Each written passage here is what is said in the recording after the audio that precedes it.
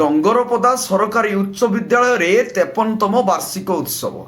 Baliapal block ଅନ୍ତର୍ଗତ ଅସ୍ତି ପଞ୍ଚାୟତ ସ୍ଥିତ ଡାଙ୍ଗରପଦା ସରକାରୀ ଉଚ୍ଚ ବିଦ୍ୟାଳୟ ପରିସରରେ ଆଜି ଅପରାହ୍ନ ବିଦ୍ୟାଳୟରେ 53ତମ ବାର୍ଷିକ ଉତ୍ସବ ଅନୁଷ୍ଠିତ ହୋଇଯାଇଛି। ଏହି ଅବସରରେ ଆୟୋଜିତ ସଭାରେ ବିଦ୍ୟାଳୟର ପ୍ରଧାନ ଶିକ୍ଷକ ସମର ରଞ୍ଜନ ଜେନା ଅଧ୍ୟକ୍ଷତା କରିଥିଲେ।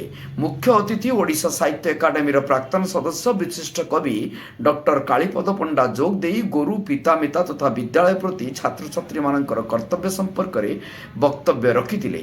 ମୁଖ୍ୟ ବକ୍ତା ରାଷ୍ଟ୍ରପତି ପୁରସ୍କାର ପ୍ରାପ୍ତ ଶିକ୍ଷକ ଝାଡ଼େଶ୍ୱର ପ୍ରଧାନ, ସମ୍ମାନିତ ଅତିଥି ଭାବେ ବିଜୁ ଜନତା ଦଳ ବ୍ଲକ ସଭାପତି ଶିକ୍ଷାବିତ ଗୋବିନ୍ଦ ପ୍ରସାଦ ଦାସ, ପୂର୍ବତନ ସରପଞ୍ଚ ତଥା ବିଦ୍ୟାଳୟ ଆଲୁମିନି ସଭାପତି ଶରତ ଚନ୍ଦ୍ର ପ୍ରଧାନ, ଓଡ଼ିଶା କ୍ରିକେଟ ଆସୋସିଏସନର ଅମ୍ପାୟାର ପ୍ରତାପ କୁମାର ପାତ୍ର ପ୍ରମୁଖ ଛାତ୍ରଛାତ୍ରୀଙ୍କ ଉଜ୍ଜଳ ଭବିଷ୍ୟତ ଗଠନର ଉଦ୍ଦେଶ୍ୟରେ ବକ୍ତବ୍ୟ ପ୍ରଦାନ କରିଥିଲେ।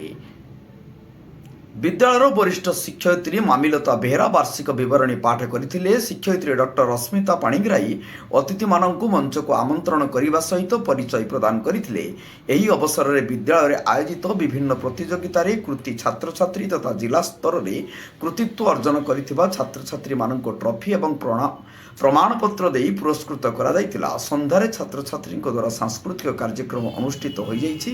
କାର୍ଯ୍ୟକ୍ରମ ପରିଚାଳନାରେ ବିଦ୍ୟାଳୟର ଶିକ୍ଷୟିତ୍ରୀ ଶୁଭଶ୍ରୀ ମୁଣ୍ଡା, ବିନତି ରାଉତ, ଅନୁପମା ସାମନ୍ତରାୟ, ରଶ୍ମିତା ସି, ଶିକ୍ଷକ ଶତ୍ରୁଘ୍ନ ସେଠୀ, ସଞ୍ଜିତ ଜେନା, ପୂର୍ଣ୍ଣେନ୍ଦୁ ଦାସ, ଖେଳ ଶିକ୍ଷକ ପଦ୍ମଲୋଚନ ବାରିକ, ଦିଲ୍ଲୀପ ସିଂ, ଗଣେଶ ଜେନା, ନିତାଇ କୃଷ୍ଣ ସାମଲ, ଅରୁଣ କୁମାର ପଣ୍ଡା, ପରିଚାଳନା କମିଟି ସଦସ୍ୟା, ଛାତ୍ରଛାତ୍ରୀ ପ୍ରମୁଖ ସହଯୋଗ କରିଥିଲେ।